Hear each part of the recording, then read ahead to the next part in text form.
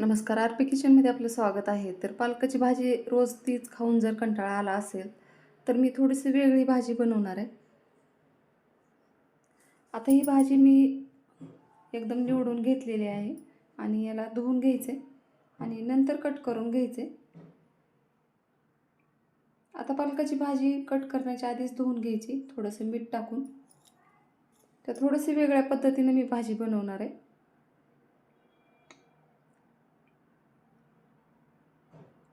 आता ही भाजी धुवून घेतलेली आहे. आता पाणी नितळण्यासाठी चाळणीत किंवा प्लेटमध्ये काढून ठेवायचे आणि नंतर बारीक कट करून घ्यायचे या पद्धतीनं.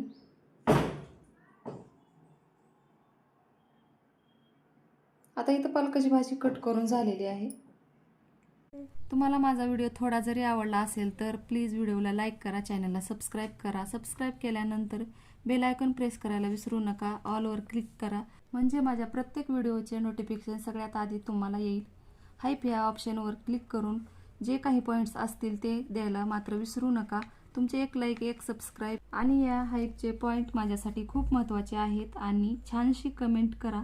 चला रेसिपीकडे वळूया. आता ही कट केलेली भाजी एका प्लेटमध्ये किंवा कोणत्या तरी भांड्यामध्ये काढून घ्यायची. आता इथं मूग डाळ घेतलेली आहे, तर याला 2 पाण्यानं स्वच्छ धुवून अर्धा तास भिजत घालायचे. तर मूग डाळ मी सालीसकट घेतलेली आहे, हिरवी डाळ आहे. पॉलिशची डाळ घ्यायची नाही, त्यामुळंच भाजीला चव येत नाही. आता याला 2 पाण्यानं धुवून घ्यायचे आणि दुसरं पाणी टाकून याला अर्धा तास किंवा 20 मिनटं भिजत ठेवायचे. आता इथं फोडणीसाठी कढई ठेवलेली आहे. 1 ते 2 पळी तेल टाकायचे ह्याच्यामध्ये, किंवा कमी आवडत असेल तर कमी पण टाकू शकता. आता डाळ पण भिजलेली आहे, अर्धा तास झालेला आहे. आता इथं जिरे मोहरी टाकून आता इथं जिरे पण टाकून घेतलेले आहेत मी. आता दोन्ही पण तडतडलेलं आहे. ह्याच्यात लसूण पेस्ट टाकायची अर्धा चमचा.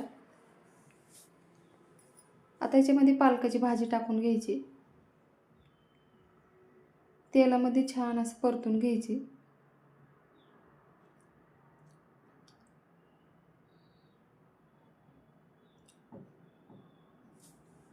आता तेलामध्ये छान असं मऊ झाले, थोडंसं याच्यामध्ये चवीनुसार मीठ टाकायचे. आता इथं पालकाची भाजी मऊ झालेली आहे तेलामध्ये.